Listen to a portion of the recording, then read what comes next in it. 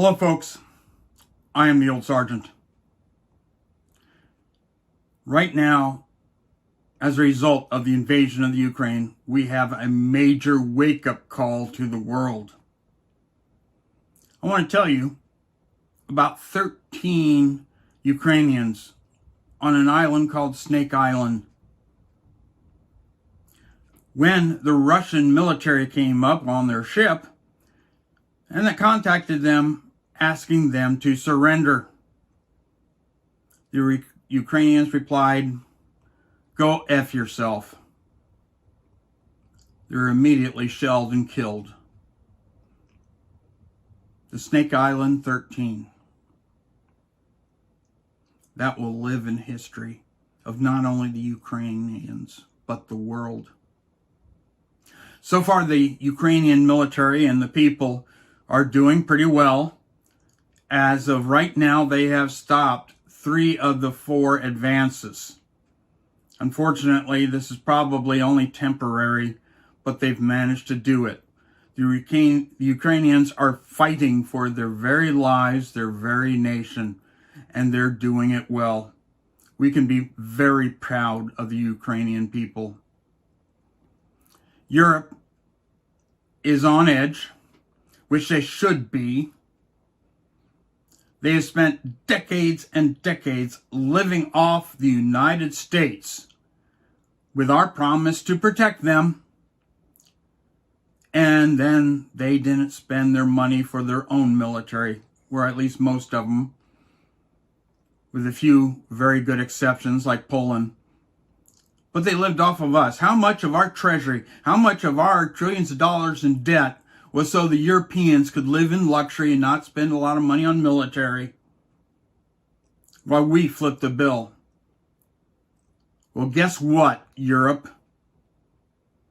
You're now going to be pretty much on your own to defend your own nations because we can't do it. We don't have the money, we don't have the people, we don't have the equipment to fight the Russians. You should have prepared. Now it's up to you to prepare. We can supply you with equipment.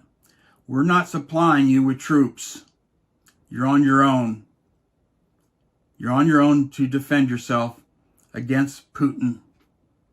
And Putin is out for legacy. He doesn't give a damn about NATO. He doesn't give a damn if you're a NATO nation. He knows he really doesn't have anything to fear. What are the Americans going to do? Start a global nuclear war? No, we won't. Though I wouldn't put it past Putin to use tactical nuclear weapons. But Europe, you're in a lot of trouble. And it's your own damn fault. And another fault is in America. Why? Because we went woke. We went woke culturally and in our military. Our military leaders were more interested in diversity training and making sure that they all got the jab than they were in war fighting. Got to have those diversity classes. You may not know how to use the weapon that you're supposed to be using, but boy, you're caught up on those diversity classes, aren't you? We're just finding out the results, the adverse results of the jab. And it is bad. How many of our military over the next few years are going to get sick and die because they had that unwanted medical procedure? And of course, they kicked out all the people that said they weren't going to allow themselves to be used as lab rats. They kicked them out with less than honorable discharges. General Milley, he should be ashamed of himself. He's a damn traitor to the country. And we have an administration that's more interested in letting people come massively into our country and invade it than they are with defending the American people. They don't care about the American people. let all these military-aged men come into this country to do God knows what. They're even talking about taking border guards from the south and sending them over to close to Ukraine to process people that are escaping Ukraine. What the hell? We're moving troops around in Europe trying to be a deterrent, yet we can't defend our own border. And of course, Putin sees that and knows it. It's a weak country.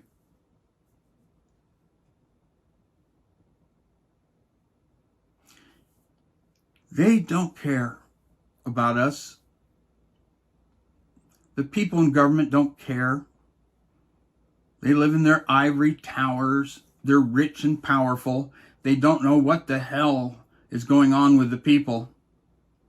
They'll stomp all over the people should they decide to do anything like protest. You see what happened in Canada. That damn dictator in Canada. Stomping all over his people. Oh my God, we're going to send a little woman to jail for 10 years for organizing a peaceful protest.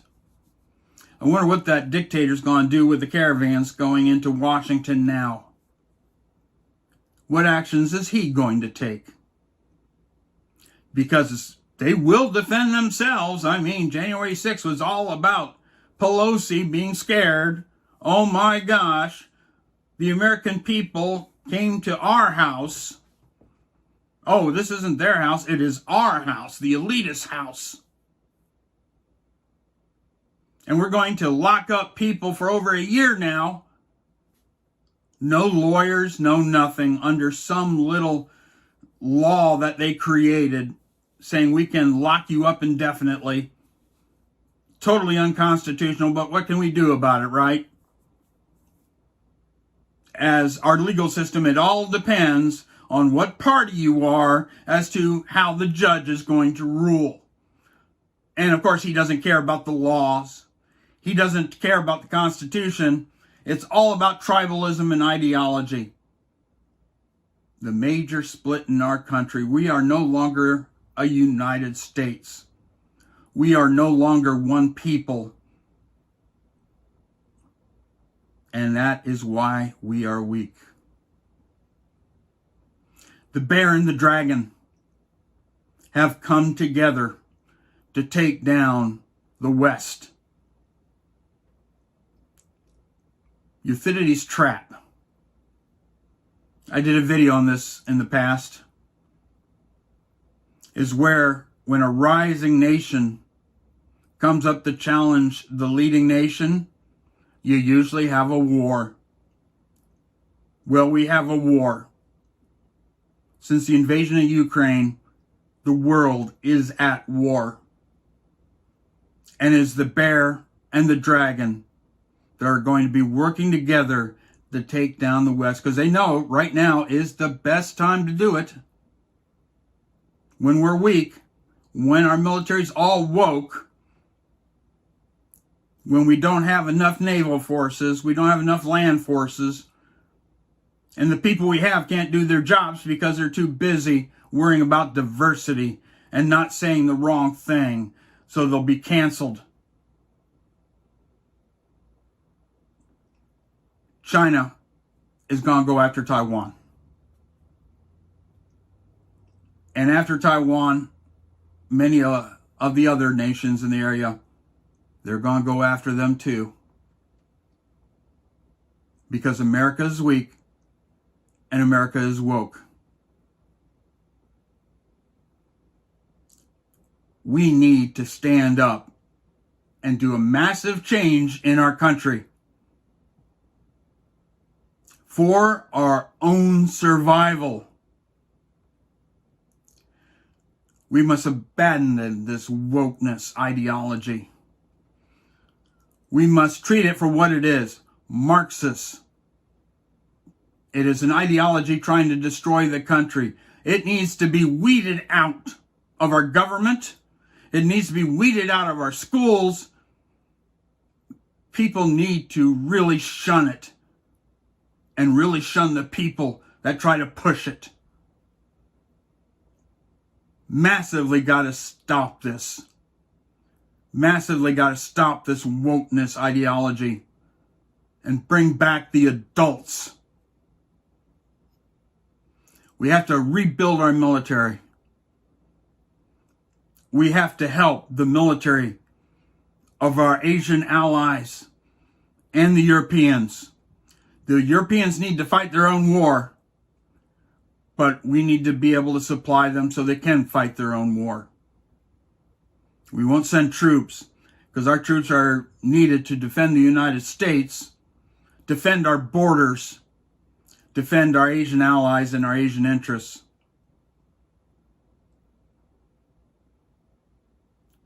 And this rebuilding needs to be at their expense, not the expense of the American people for the next 20 generations.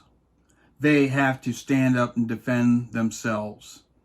The Ukrainians are showing the way in how it's done. The rest of the Europeans need to follow.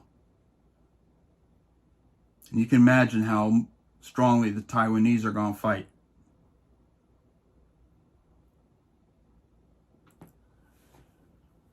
We must remove the current American military and civilian leadership. We've got to remove the children from power. Any legal means possible. They need to go and be removed and replaced with adults. Both parties. We need to primary these people that won't stand up for America, that are only interested in themselves, in the bankers, in the military-industrial complex. They're only in it for them. They don't have a clue what's happening in the rest of the world. And that means going in and getting rid of all the leftist media. They need to be removed and replaced with real Americans that will report the truth, whether we like the truth or not, but not slant everything to extreme leftist ideology. That's ripping the country apart. We need to be discussing what brings us together as one people. And doesn't matter what race or creed you are, we are one people.